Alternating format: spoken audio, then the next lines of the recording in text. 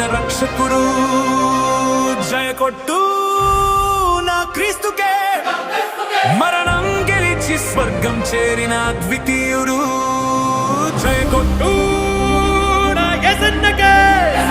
భూమి నుండి స్వర్గానికి చేర్చే మార్గమితడు జై కొట్టు నా హోసన్నకే మరణించాక నిన్ను సమాధి నుండి లేపుతాడు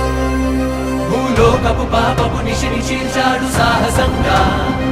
తన రుధిరమే నిలిచెను పాపము కడిగే ఆయుధంగా శతపదములు కలిసిన పొగడలేని ఘన చరిత తనదే కాలాలకు స్థిరపడు సరిపడు అగణిత కీర్తి తనదే